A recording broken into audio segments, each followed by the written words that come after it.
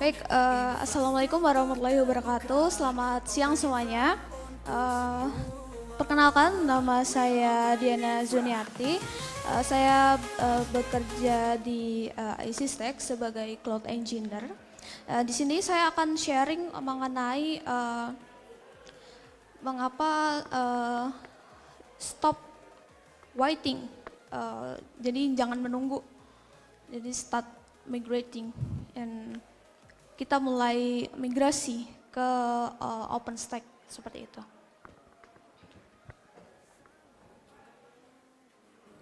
Oke, jadi di challenge infrastruktur sekarang, jadi teknologi yang berat seperti itu ya, kebutuhan infrastruktur yang lumayan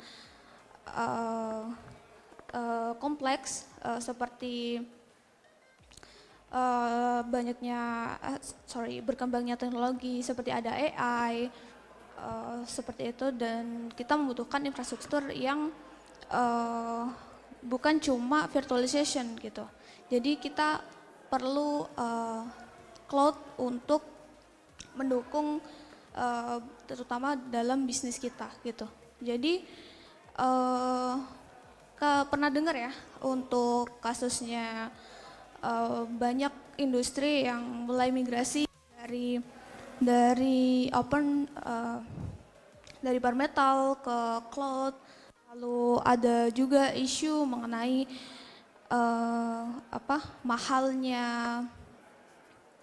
mahalnya penggunaan public cloud ataupun menggunakan on-premise seperti VMware seperti itu ya. Jadi ada peningkatan license dari segi biaya. Jadi semakin lama kita menunggu dan nggak pindah-pindah dari environment yang dirasa membuat dari segi biaya itu membengkak terus-menerus, dan semakin lama kita menunggu, ya dari segi biaya akan membengkak seperti itu. Lalu selain itu adanya vendor lock-in. Jadi seperti hanya ketergantungan pada vendor-vendor tertentu gitu, tidak fleksibel. Jadi misal ingin integrasi dengan open source lainnya gitu, sangat limitasi dari produk tersebut seperti itu ya. Lalu misalnya perusahaan kalian masih menggunakan infrastruktur tradisional, itu juga akan menghambat secara proses di industri kita. Gitu. Lalu itulah alasan kenapa kita harus mulai migrasi nih ke OpenStack. Gitu. Kenapa? Jadi selain dia open source, karena dia open source, jadi kita bisa integrasi dengan tools third party lainnya gitu. Namun beberapa hal yang harus diperhatikan ketika kita ingin memutuskan untuk menggunakan OpenStack gitu.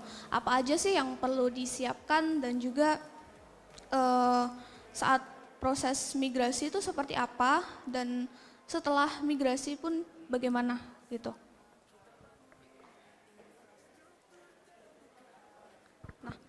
Untuk yang pertama itu apa aja sih yang perlu disiapkan?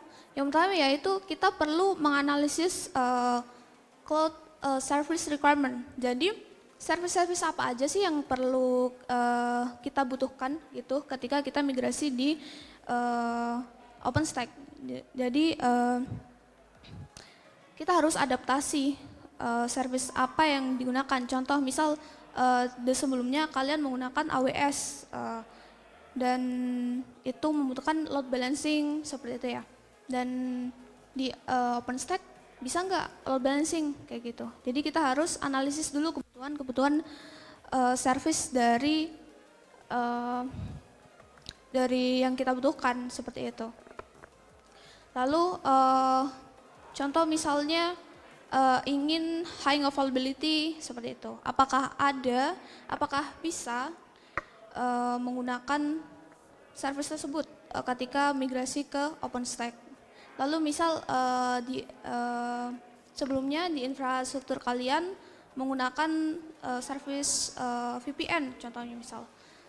Di OpenStack bisa nggak gitu? Ataupun kalau nggak bisa, itu apa yang kita persiapkan? Jadi misal perlu integrasi dengan third party VPN seperti itu.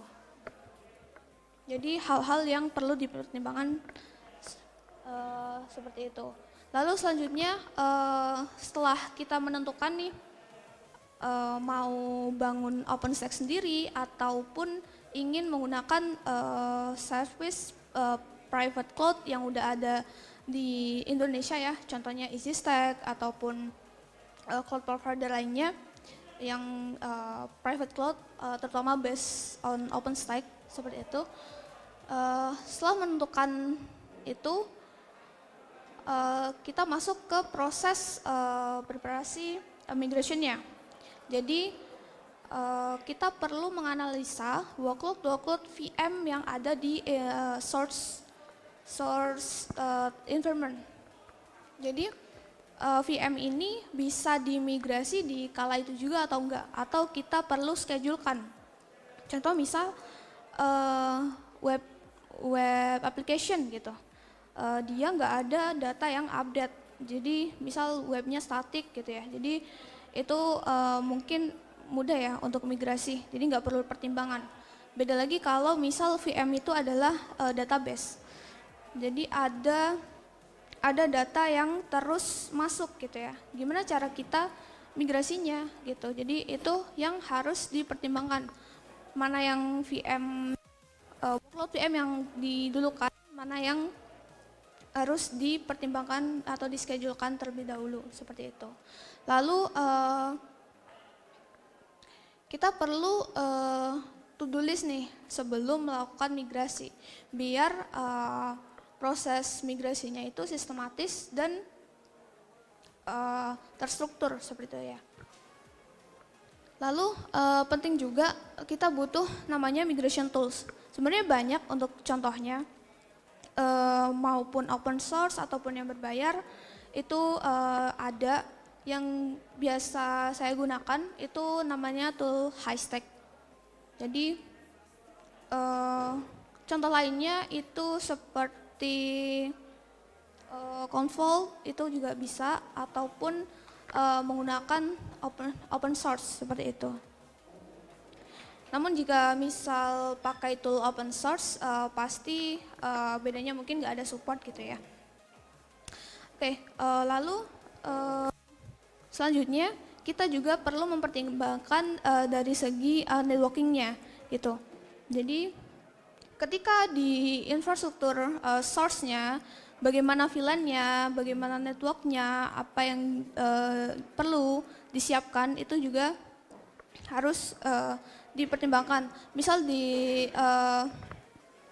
apakah ketika migrasi nanti menggunakan network yang sama ataukah perlu menggunakan metrik yang baru gitu.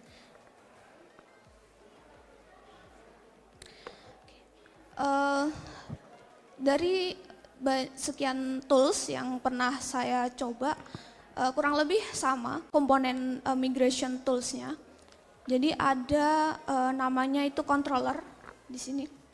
Controller, jadi dia menghandle atau memanajemen proses migrasi kita, seperti itu. Nah ini saya ambil contoh topologi atau arsitektur dari tools Highstack Migration.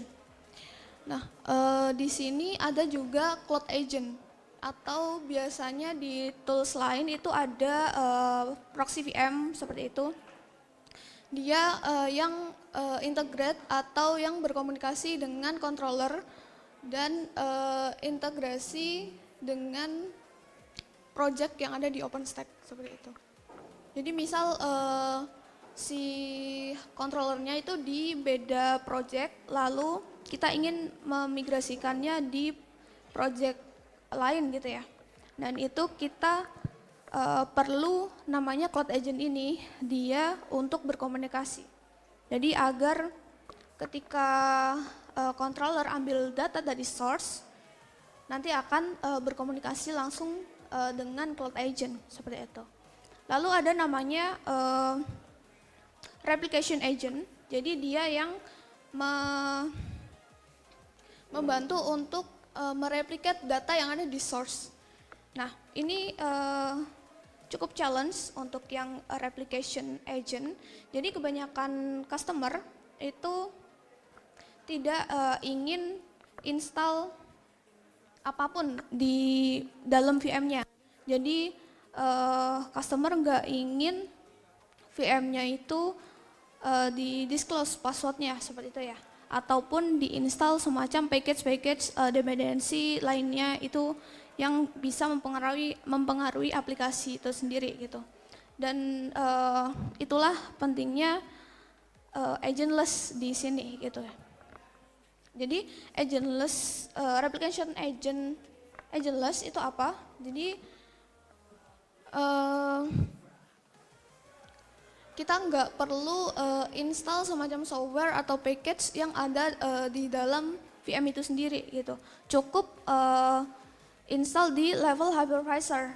Jadi contohnya di VMware kita perlu buat external agent atau dia running juga sebagai VM. Dia running bisa di level clusternya, di vCenter ataupun di SSI-nya gitu. Lalu kemudian dia yang akan membantu ngediscover nih VM-VM apa aja sih yang ada di host itu gitu. Jadi tanpa perlu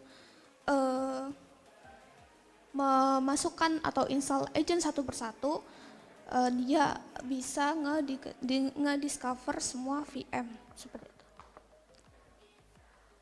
Nah, prosesnya itu seperti apa? Kita balik lagi ke slide sebelumnya. Jadi yang perlu disiapkan itu adalah install replication agent-nya, kemudian diperlukan controller dan juga setup di cloud agent-nya seperti itu ya. Lalu kemudian si controller ini dia akan meminta external agent ataupun replication agent untuk mengambil data yang ada di source. Lalu dia akan mengirimkan semacam create volume seperti itu di OpenStack-nya. Lalu data akan disimpan di volume OpenStack. Lalu kemudian setelah itu next step-nya kita perlu bikin migration plan-nya. Jadi migration plan-nya itu seperti apa? Biasanya kita semacam bikin script. Jadi contoh network apa sih yang diperlukan di VM ini gitu. Jadi kita nggak perlu assign manually ketika ketika di run migrate, VM langsung akan menggunakan network yang sudah kita setup di migration tools-nya gitu. Jadi nggak perlu create VM manually di OpenStack-nya gitu.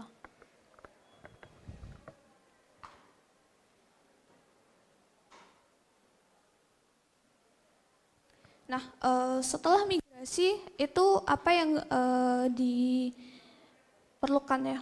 Jadi ketika VM sudah running di target atau di OpenStack-nya, itu kita perlu schedulekan kapan VM itu akan cut over gitu. Jadi kan misal data VM udah di migrate ke target gitu ya. Nah, di source sendiri itu ada data yang masuk. Nah, itu seperti apa? Nah, biasanya di tools itu ada namanya incremental snapshot. Jadi dia mengambil data terbaru yang ada di migration di target gitu. Jadi nggak full replicate datanya. Lalu setelah VM udah berhasil running di targetnya, dia akan namanya adalah cut over. Jadi kita perlu memutuskan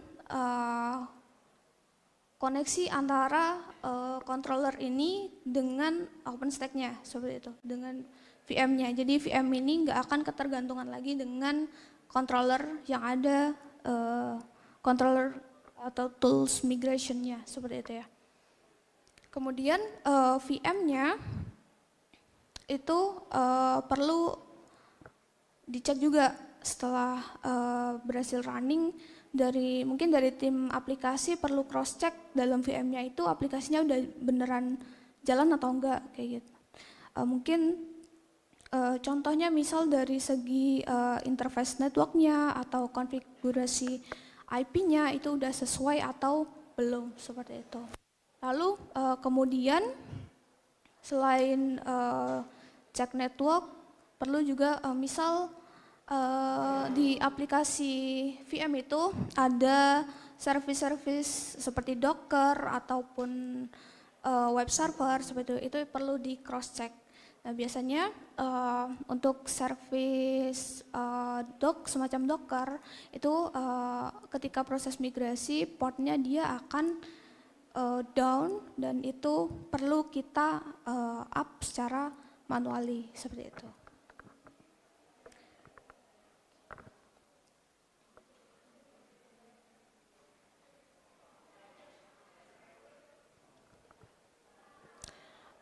Setelah VM berhasil running,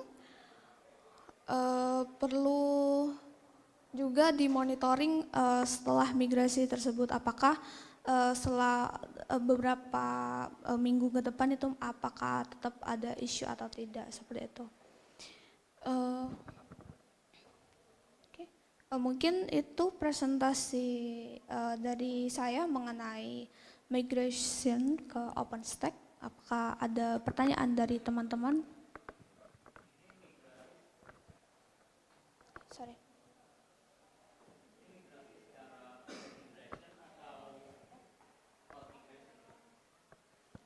Gimana Mas, bisa? Gimana?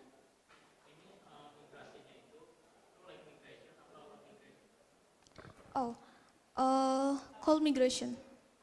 Iya, soalnya dia ketika kita run migration itu VM-nya dia running ya, tapi pakai perlu ada switch network gitu ya Mas. Ya, jadi ada downtime gitu. Iya. Live ya, bisa. Kalau misal live migration itu mungkin perlu ada tambahan tools network kayak misal adanya load balancer, jadi kalau misal ini diputus jadi langsung switch ke sini gitu. Itu sih.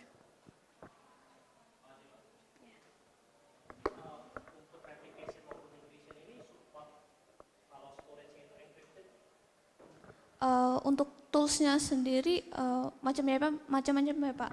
Kalau di Highstack sendiri itu dia encrypted.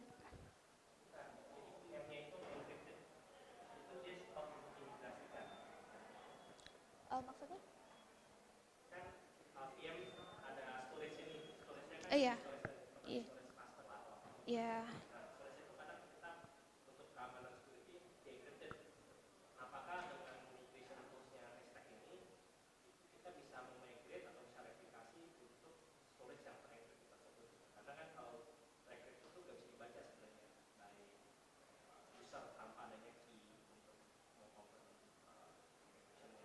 Oh gitu. Jadi Highstack ini dia langsung nge-replicate di satu VM itu sendiri Pak gitu. Jadi ya dia bisa ngebaca storage yang ada di source, lalu dia akan direplicate dan dipindahkan ke volume OpenStack, seperti itu.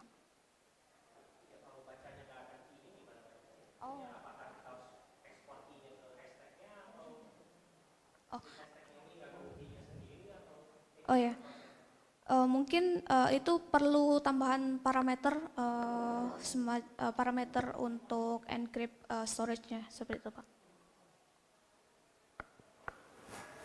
Apakah menjawab? Oh, uh, apakah ada pertanyaan lainnya?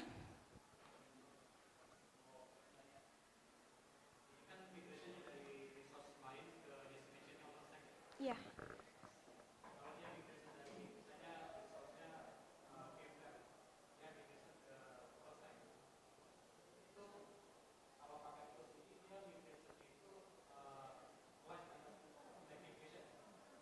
Ya, untuk lab migration dari segi networknya itu perlu ini sih Pak, kayak ada load balanced network itu. Jadi kalau misal di source-nya di card, jadi langsung nge-switch yang ada di target seperti itu.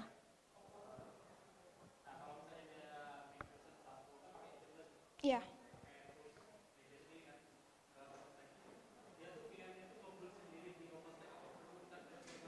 Oh, nggak perlu. Jadi dia otomatis ngebuat VM running yang ada di domestic. Karena volumenya udah direplikasi di awal seperti itu. Jadi nanti ketika run migrasi, Highstack akan pakai volume itu untuk bikin VM.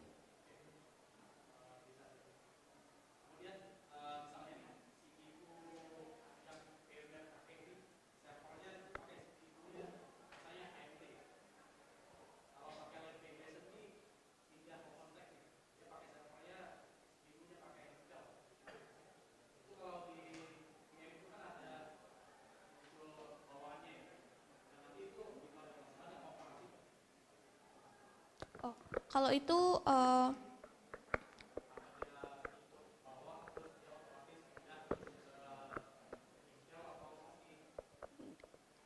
dia akan ngikut ke targetnya Pak, ke Intelnya ya.